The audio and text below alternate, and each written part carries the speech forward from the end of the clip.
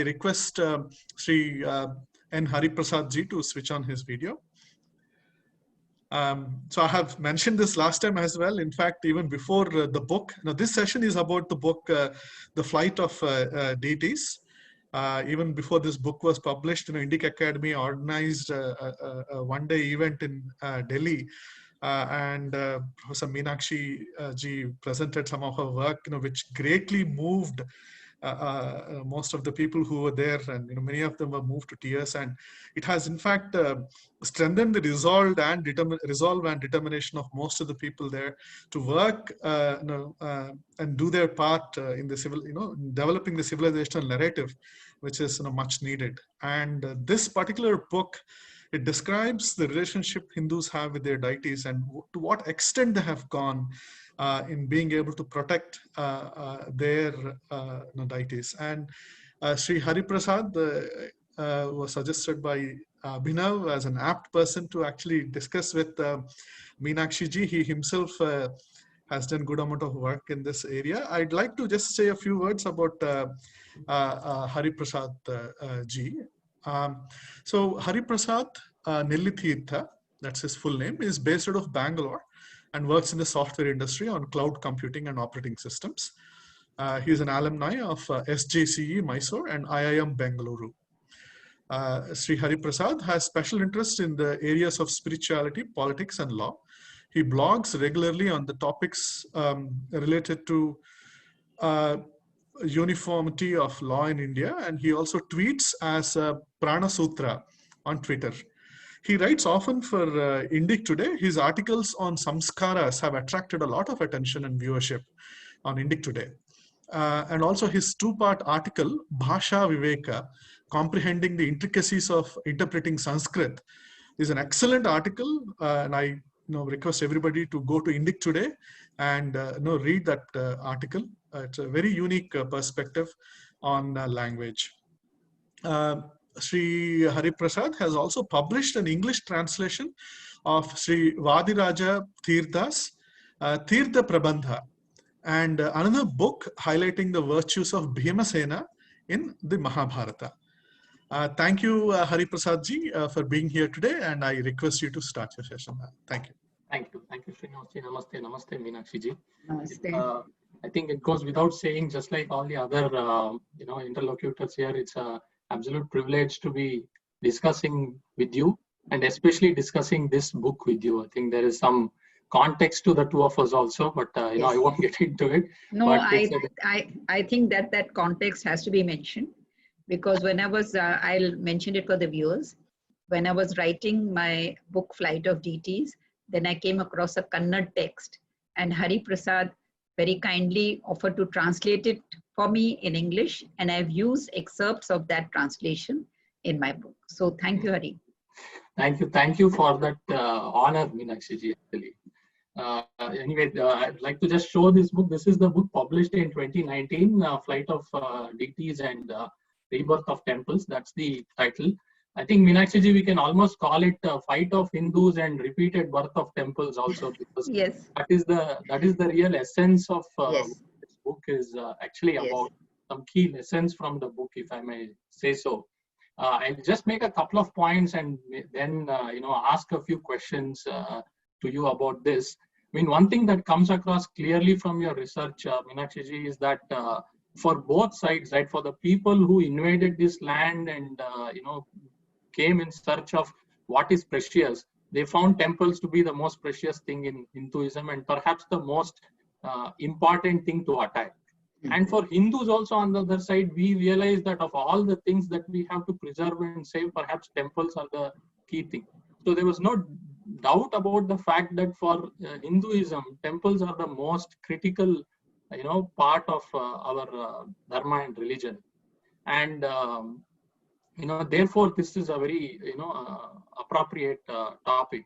The second thing is, there is this common refrain amongst all Hindus that in spite of all the invasions, in spite of so many attacks over thousands of years, we have survived. And then in this book, you have shown that our temples have survived. Our temples have been repeatedly saved and given birth to again. Perhaps there is a connection between the two. It's almost like the concept of soul that we believe in Hinduism, that the soul never dies. And Yes. perhaps temples are the soul of Hinduism. As long as they don't die, then Hinduism doesn't die. It comes across quite clearly from your book. So I want to start this discussion with one question. There perhaps could have been many more related topics to this area, which, from a historian point of view, might have been easier for you, documenting just the invasions, the chronology of the events, and so on. Yet you picked this, refined topic, a specific topic where you said, I want to go and figure out how the Hindus responded, what efforts they made. Some of the events that you describe are so detailed, and for such a stretched over such a long period of time. So what was the motivation for you to, actually address this topic? Is there any context to this? I've been a student of medieval Indian history. And when I was a student and after I began my career as a teacher of medieval Indian history, the topic of iconoclasm was never touched, either at my student level or when I myself became a professional. But when I would go to sacred cities, I would see evidence of destruction. For example, when you go to Kashi, then when you see the masjid, then you see the temple behind it. It's very visible.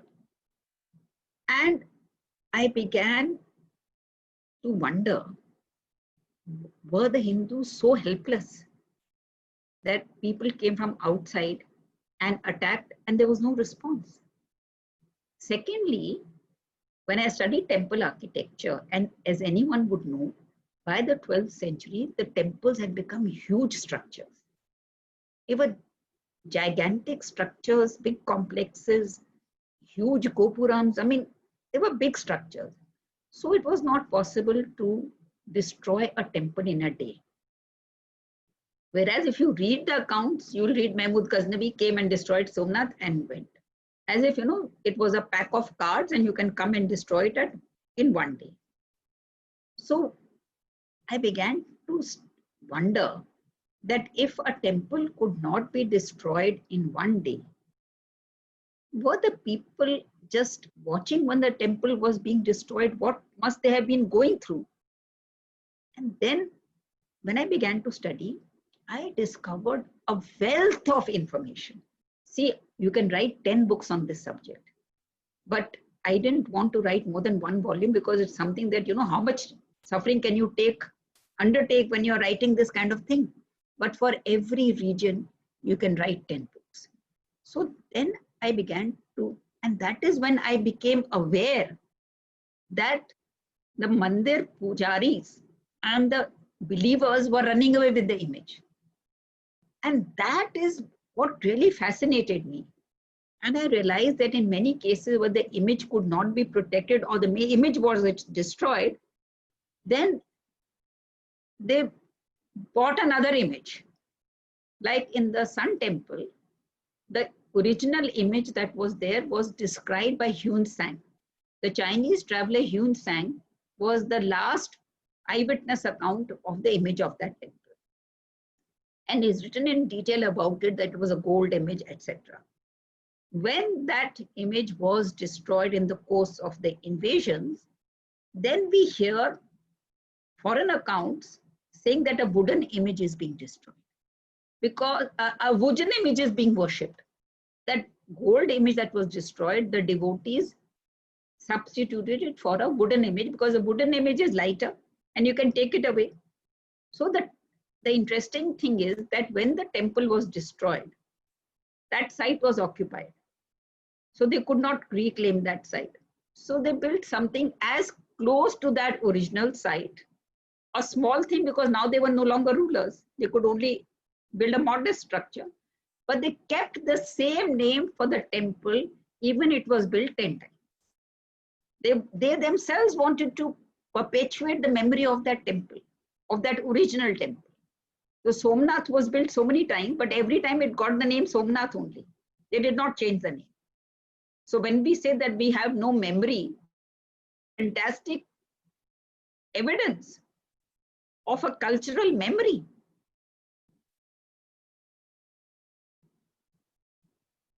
Your mic is off.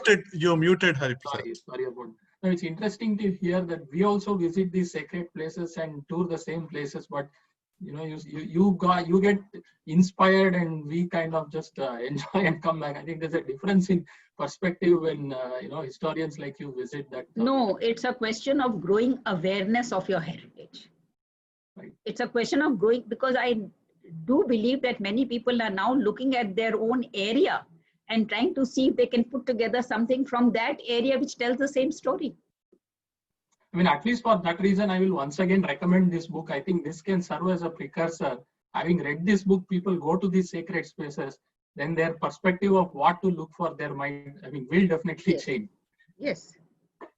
My next question, Meenakshi ji, is on, you've studied and documented so many temples across all 4 geographies, across, from all over India. In terms of the struggle and the fight back that Hindus offered to these invaders and iconoclasts, do you see any pattern with how Hindus approach this, the nature of their fight back, any commonalities in that cutting across geography? Yes, the commonalities are that everywhere they could, they first try to run away with the image. Now what happened, there was a difference from the north to the south.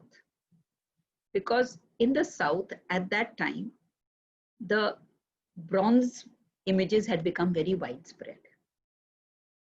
So in the south, we have umpteen cases of the temple priests running away with the bronze images. And in many cases, the priests within the compound of the temple, they dug a pit very carefully and buried the bronzes face down, covered it with sand and buried the images. In the north, we have come across only one instance, an inscription of an image being buried, a stone image. That is near Ajmer. And the person who buried that image was actually related to Jaichand of Kannauj. And this ruler, he and his priest had done a massive puja of Durga. And when they had finished the Durga Yagya, and that is the time when the invasions were on in right earnest. So this king and his priest, they dig a pit and they bury the Durga image. And then they cover it. But they wanted to know for themselves that when they come back, how will they find the image? So as an indicator, they put an inscription nearby. That inscription has survived, but that image we have not found. So the inscription says that, Ma Durga, please forgive me that I'm placing you on earth, but I'm trembling with fear. I do not know how to react, but I promise that when the threat of the Yavan invasions goes away, I will reinstate you with all your grandeur. But I'm trembling with fear, and I beg your forgiveness. So this is one inscription that we have, but we have not been able to find the Durga. In the south, there have been massive recoveries of bronzes because the priests who buried them thought that the invasion will go away and then we'll bring them back. They did not realize that the threat is going to go on for so long. And the priests who buried them died. That place of burial was known only to a few people. So people forgot where they were buried. So now you hear of stories of farmers digging their fields and they come across bronzes. Those are bronzes that were buried in the south in the medieval period. What is common in the whole subcontinent is the widespread determination to save the deity because the temple could not be saved. So in the Ranganath temple, if I can just give you an example, there is also an inscription. So Sri Ranganath, the first time the invasion happened, they were helpless because they had not experienced anything before. like this.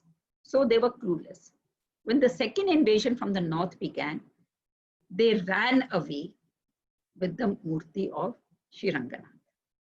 And the priests, they traveled all over the south, running, because all the time seeking shelter in one place or another. Finally, they reached Kerala.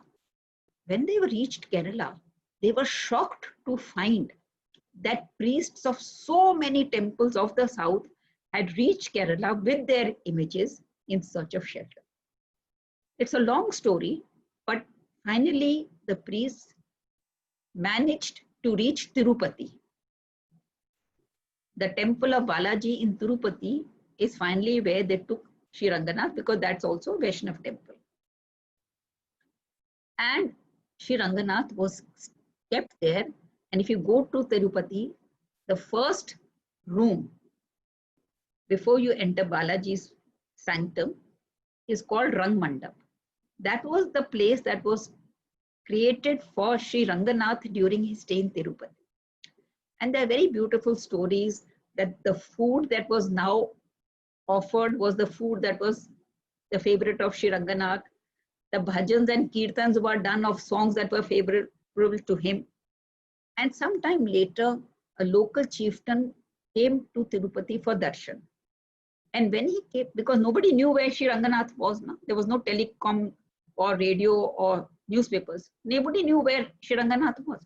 When this person came to Tirupati, he saw Sri Ranganath and he was shocked that the Lord is here.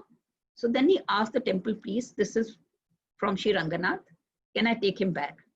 He said, yes, you can take him back. So if you go to the Ranganath temple today, you will find an inscription on the wall which says that this person, he says, I'm the one who brought back Sri Ranganath from Tirupati on this date and had him reinstated here. So there is so much inscriptional evidence that it is a story that can be told a million times. Every district will have a story.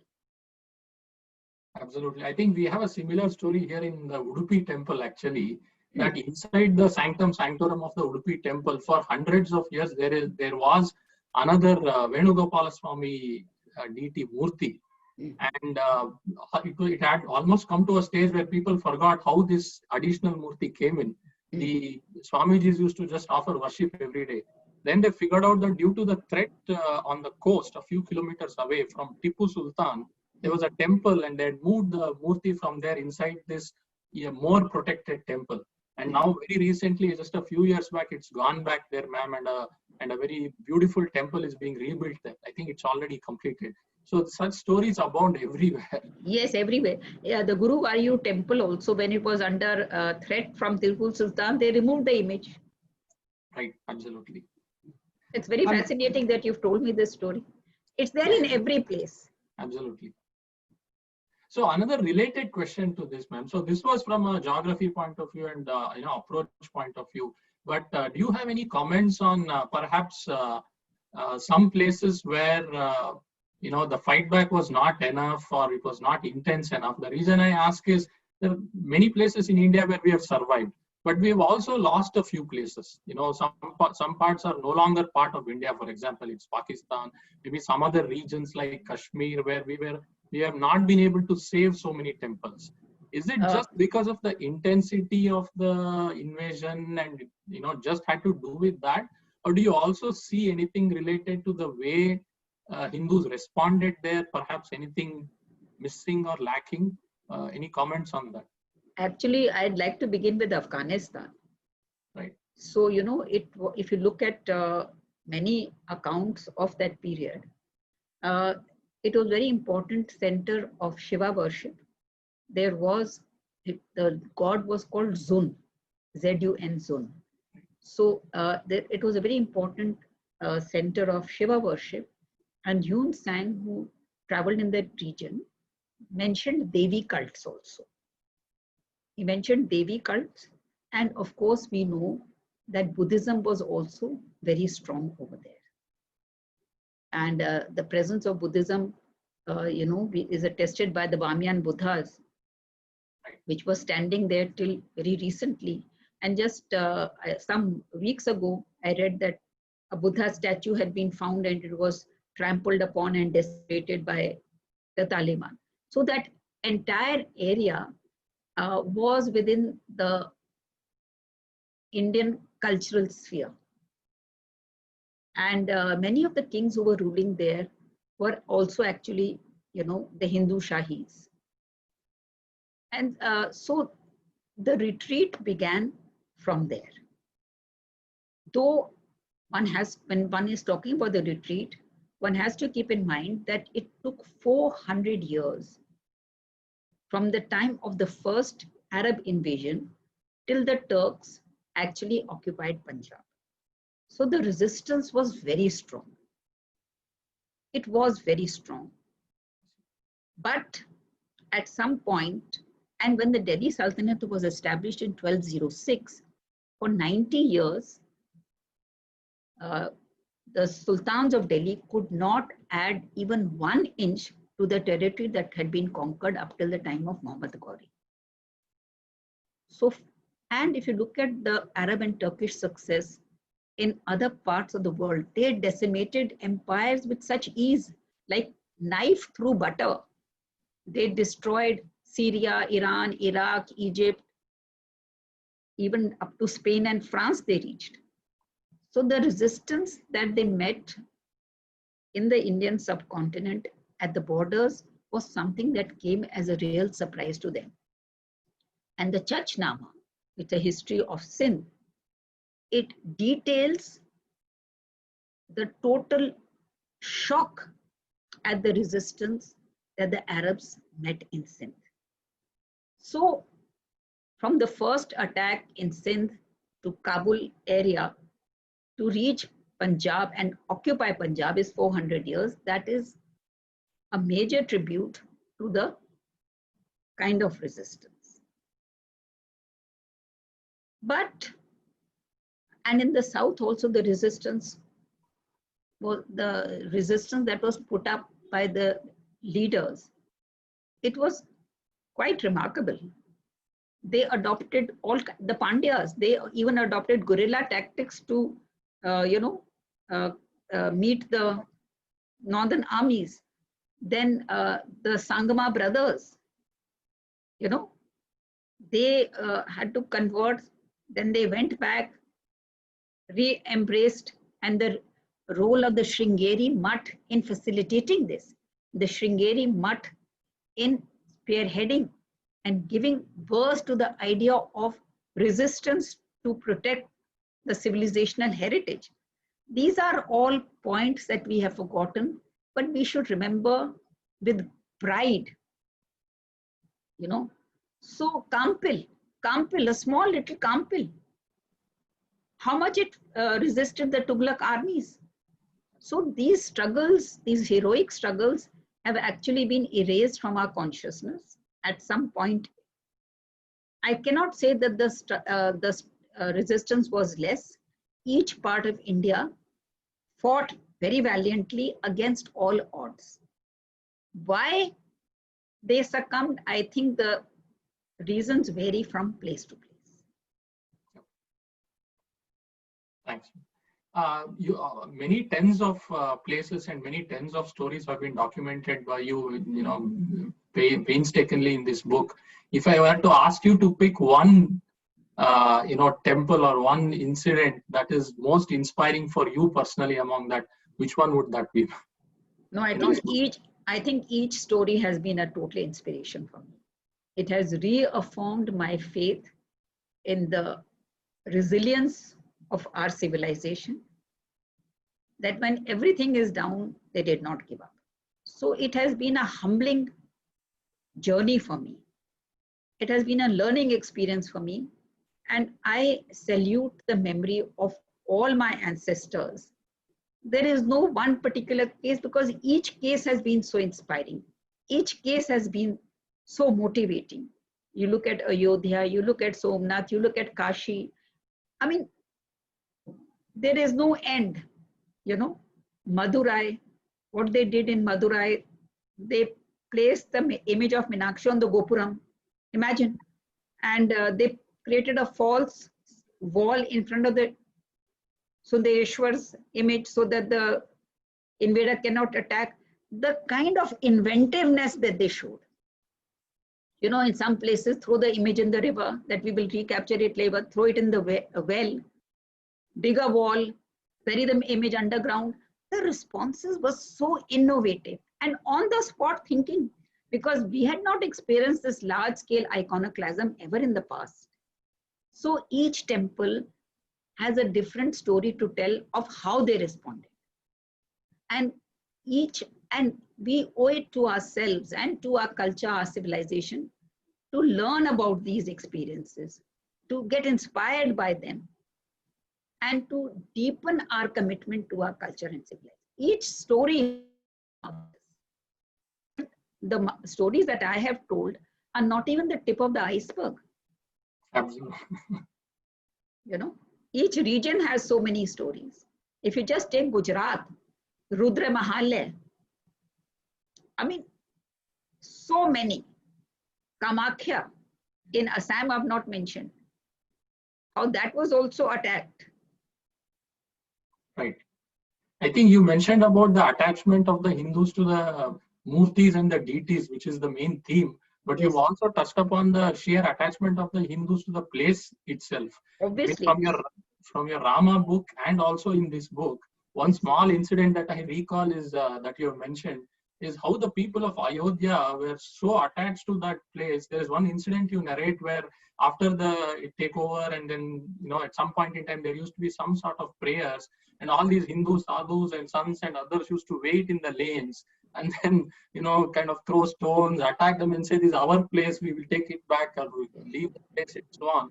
I think so much tribute we are paying these days to all the people who have led. I think firstly, these ordinary citizens of Ayodhya and the ordinary Hindus who just, you know, attached, clinged on to that place with so much fervor. They also, you know, I think require our tributes.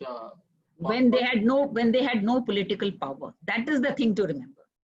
Absolutely. Thank you. And one, you know, kind of concerned question over here. So for the Hindus of today, I mean, we are at a crossroads now. We are like a secular democracy and so on. So there's always this conflict between what is appropriate and what's not. From all of these lessons, you know, what would be the key learnings for Hindus? You know, what should we do and what should we avoid? Do you have, I mean, what are your thoughts on this? What has disturbed me so much is how a section of our intelligentsia does not relate to this past at all. And they are trying to denigrate it, deny it, or to ridicule it. And there was a time when the intelligentsia led this struggle. So how have we come to this pass when a section of the elite has become so unsympathetic to the cultural heritage? I think it has to do with the education system and the over-dependence on an imported ideology. So, you know, these two things, but I'm happy to note that the ordinary citizens, they have not fallen into the trap of a foreign ideology, and they have been immune to this intellectual debate and their contribution in distorting our past. So that is the positive thing, that by and large, the populace is not bothered about what left historians say or write.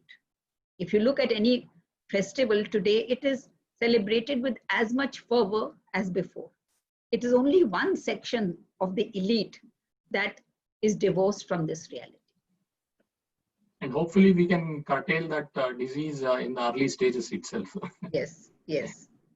I think we've absolutely run out of time, ma'am. I think I'll stop. I mean, there's you. lots more to discuss, but we'll stop here for today. Thank you for this. Thank you. Thank you for this discussion and for writing this book, ma'am. Thank you, Hari. Thank you so much.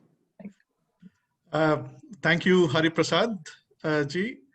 Thank you, Meenakshi ji.